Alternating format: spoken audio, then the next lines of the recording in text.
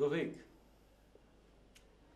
বুঝতে পারছি না বাবা কেন আমাকে সহ্য করতে পারছে না। তোকে সহ্য করার কোনো কারণ আছে? তুই যা উল্টাপাল্টা করিস না, তোর জন্য মনে হয় আমারও ওই বাড়ি ছাড়তে হবে। কেন, তোর আবার কি হলো? আরে আমি তো ভয়ই মামার সামনে পড়ি না। সেদিন আমাকে খামাখা খামাখা ধমকালো।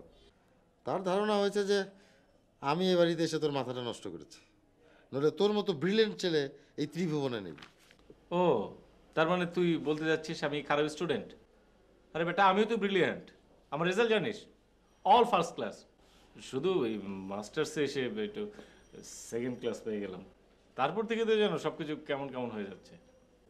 ইয়ে রফিক, এই আমাকে ভাই 100 টাকা দে না। তাহলে আগের 50 টাকা দে। টাকা নেই জন্য তো টাকা যাচ্ছি। মনে করো এখন 100 টাকা তো দিবি, আর আগের 50। হ্যাঁ, তোকে 150 টাকা দিয়ে দেবো আমি। 50 টাকা নেই, 50 আর আগের 50 100 সমান সমান। আমার তো 100 টাকা দরকার রে ভাই। আচ্ছা আচ্ছা ঠিক আছে, তুই আমাকে এখন 100 টাকা দে, আর আগের 50 তুই পাবি। সব মিলে তোকে আমি 200 টাকা দেবো। 200 ঠিক তো? ঠিক, প্রমিস। আচ্ছা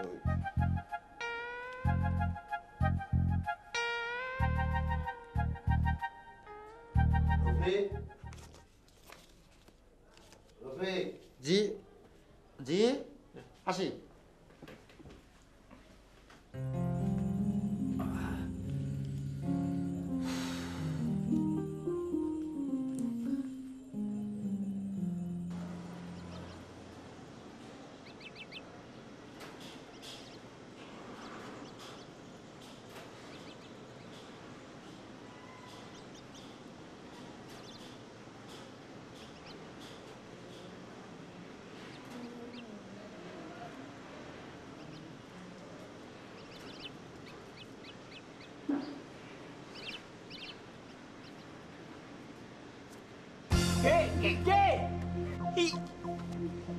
বাবা একটু টিভিতে ছেড়ে দেখো তো এই ঠিক মতো ছবি আসছে কিনা।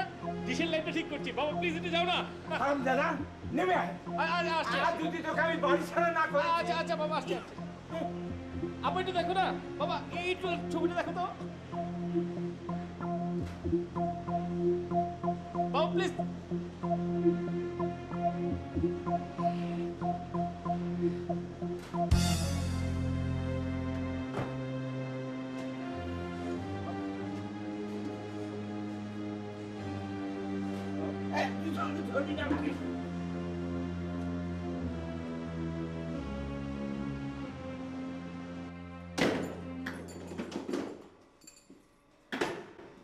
বেরো এই মুহূর্তে, বেরো। আমি তোদের মুখ দেখতে চাই না। বেরো এখান থেকে, বেরো বেরো।